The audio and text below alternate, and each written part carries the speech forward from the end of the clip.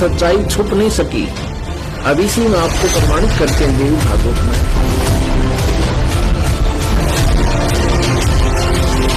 नवरात्रि कब से मनाई जाने लगी? ये नवरात्रि जिनकी आप पूजा करते हैं ये कौन है? नवरात्रि क्यों मनाई जाती है? कब से मनाई जाती है? क्या कारण है? तो आपको बताएं, भगवान श्री कृष्ण के जन्मोत्सव से ही नवरात्रि का भी उत्सव चालू हुआ। ये जो देवी माँ है ना, जिसे हम नवरात्रि 9 देवियां कहते हैं, ये किनकी पुत्री हैं? ये माता यशोदा की पुत्री हैं। इनका एक नाम है योग माया। इनका नाम क्या है? योग माया।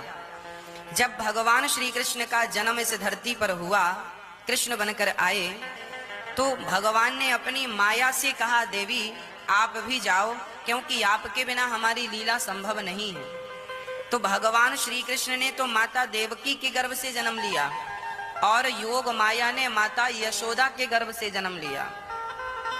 और जब श्री कृष्ण को वसुदेव जी ने रखा तो उस कन्या को लेकर आए। माया, योग माया ने कहा, प्रभु हम आपका इतना बड़ा काम करेंगी, हमें क्या मिलेगा? तब भगवान कृष्ण बोले, देवी हमें लोग साल में एक बार कृष्ण जन्माष्टमी के दिन व्रत रखकर पूजेंगे और तुम साल में 2-2 बार नव देवी के रूप में पूजी जाओगी, यही तुम्हारे जाने का प्रतिफल है। वह भगवान माता योग माया को भेजते हैं। और जब कंस कृष्ण को रखकर देवी को लाए तो कंस को पता चला 8वें गर्भ में बेटी नहीं बेटा हुआ है। तो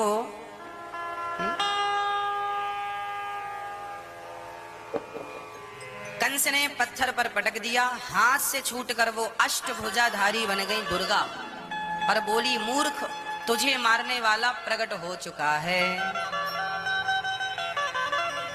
और वही अष्टभुजाधारी देवी आज वर्तमान में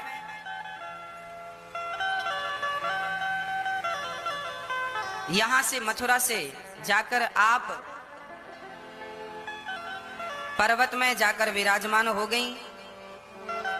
मुझे स्थान का नाम विस्मरण हो रहा है। उत्तर प्रदेश में मिर्जापुर, कौन सा पर्वत है? हाँ? हाँ? विंध्यवासिनी, विंध्याचल पर्वत ना, विंध्यवासिनी मैया के नाम से वो जानी जाने लगी।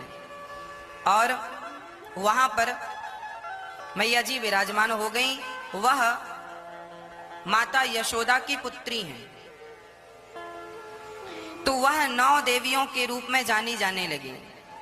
प्रथमम शैलपुत्री चा, प्रथमम शैलपुत्री चा अर्थात पहली आज के दिन, प्रथम दिन किसकी पूजा होती है?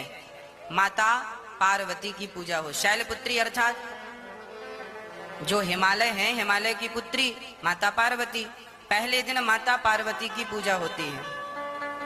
वही माता पार्वती दूसरे दिन, द्वितीयम ब्रह्मचारिणी, दूसरे दिन अर्थात द्वितीया कल वही माता ब्रह्मचारिणी के रूप में हम पूजेंगे, वो पूजी जाएंगी। तृतीयम चंद्र घंटेति, चंद्र घंटा के नाम से वह तीसरे दिन पूजती हैं। चौथे दिन कोषमांडा के नाम से, 5वें दिन स्कंध माता, 6वें दिन कात्यायनी, 7वें दिन कालरात्रि, 8वें दिन महागौरी और 9वें दिन सिद्धिदात्री। ऐसे अपने आत्माओं, जैसा कि आपको सृष्टि रचना के प्रारंभ में जब कथा शुरू करी थी, बताया था कि काल भगवान ने, इस क्षर पुरुष ने, जो ब्रह्मा विष्णु महेश के पिताजी हैं, दुर्गा जी के पति हैं, जो श्री देवी के पति हैं और ब्रह्मा विष्णु महेश के पिता हैं, इसने ये कहा था दुर्गा से कि मेरा भेद किसी को मत बताना। इसको बहुत सख्ती से कहा था। तो देवी ने उसी उद्देश्य से ब्रह्मा विष्णु महेश को इस क्षर पुरुष का ज्ञान नहीं दिया। अब दुर्गा से इसने कहा था कि मेरा भेद किसी को नहीं देना। इसी प्रकार दुर्गा ने इनको कोई उस भेद नहीं दिया ब्रह्म का, फिर भी सच्चाई छुप नहीं सकी।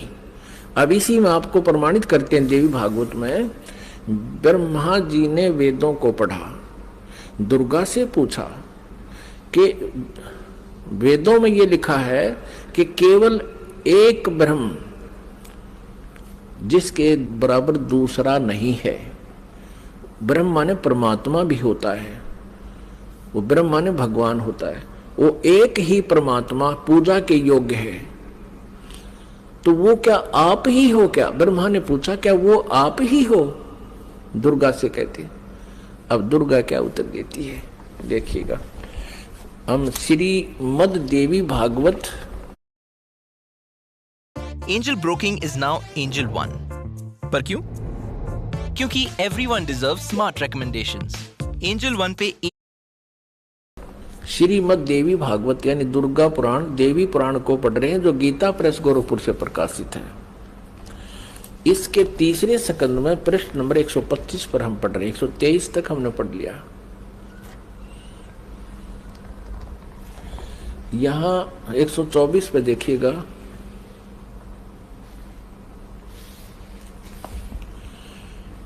ब्रह्मा जी कहते हैं, अद्भुत तेजस्वी भगवान शंकर के यूं स्तुति करने पर भगवती जगदम्बिका ने अपने बात बताई। अब यहाँ ब्रह्मा जी पूछ रहे हैं, ब्रह्मा जी का प्रकरण चल रहा है। ये 125 पृष्ठ पे हम पढ़ रहे हैं तीसरे स्कंद में।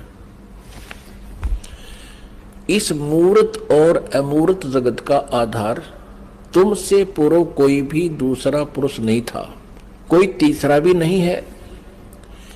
एकम एवं द्वितीयम ब्रह्म। इस वेद के वचन को व्यर्थ कहना तो बनता नहीं। अब दुर्गा इनको कहा करती, मैं ही सब कुछ हूं, मैं ही तुम्हारा पिता हूं, मैं तुम्हारी माता हूं। तो अब ब्रह्मा जी ने वेदों को पढ़ा तो इसने कहा कि वेद के वचन को हम झूठा भी नहीं कह सकते, और इधर अनुभव दूसरी बात कहता है। इस प्रकार वेद वाक्यों और अनुभव में अत्यंत विरोध उत्पन्न हो रहा है। वेद कहते हैं एकम एव अद्वितीयम ब्रह्म है, तो क्या वह है आत्म स्वरूपा तुम ही हो अथवा वह कोई और पुरुष है? मेरे इस संदेह को दूर करने की कृपा करो। किसी महान पुण्य के प्रभाव से ही मुझे तुम्हारे चरणों की सेवा सुलभ हुई है।